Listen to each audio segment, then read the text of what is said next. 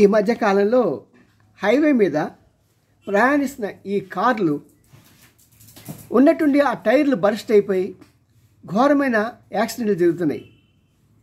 ఇలా ఎందుకు జరుగుతున్నాయి?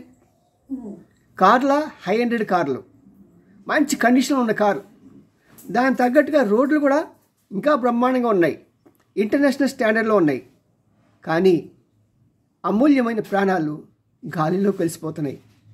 మరి ఇలాంటి సమయంలో ఎందుకు ఇలా జరుగుతుంది అనే దాని గురించి కొంతమంది వ్యక్తులు సమూహంగా ఏర్పడి వాళ్ళు ఒక టెస్ట్ చేయటం మొదలుపెట్టారు.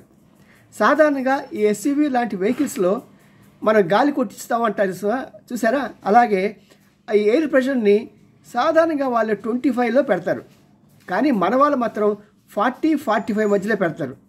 దీనివల్ల నష్టం ఏంటి అని చూసుకుంటే, ఈ 40-45 మధ్యలో పెట్టిన వాళ్ళకి ఏమవుతుందంటే, వాళ్ళు హైవే మీద 120 కిలోమీటర్ స్పీడ్లో వెళ్తున్నప్పుడు టైర్ల మీద చాలా హీట్ జనరేట్ అవుతుంది.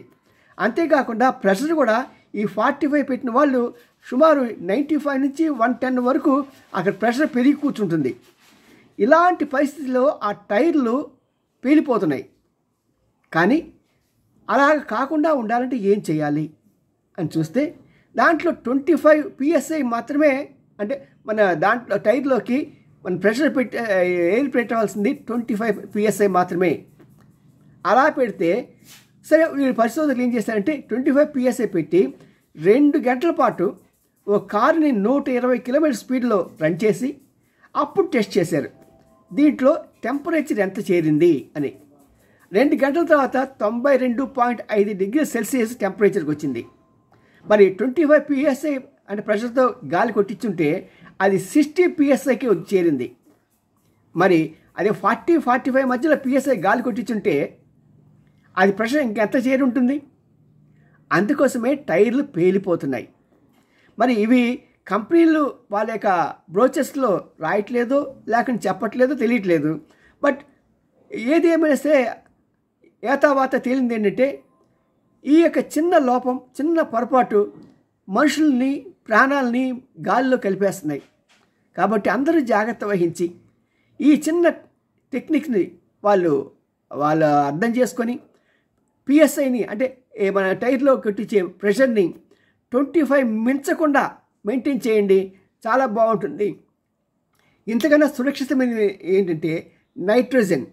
ఇప్పుడు చాలా వరకు నైట్రోజన్ గ్యాస్లు వచ్చాయి చాలా పెట్రోల్ బంకులో.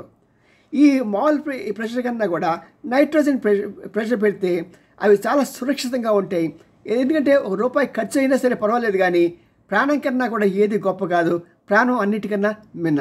మరి ఈ జాగ్రత్తలు వహించి ప్రతి ఒక్కరూ కూడా మన ప్రాణాలను జాగ్రత్తగా చూసుకుంటూ మనం సేఫ్టీగా ఉంటే మన ఫ్యామిలీ హ్యాపీగా ఉంటుంది.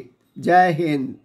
ఈ వీడియో మీకు నచ్చితే షేర్ చేయండి, లైక్ చేయండి, అంతకన్నా ముందు సబ్స్క్రైబ్ చేయండి. ఇట్లు మీ ఎన్ రామ్జీ, సీనియర్ జర్నలిస్ట్, గూడి గంటల టీవీ 9. See you.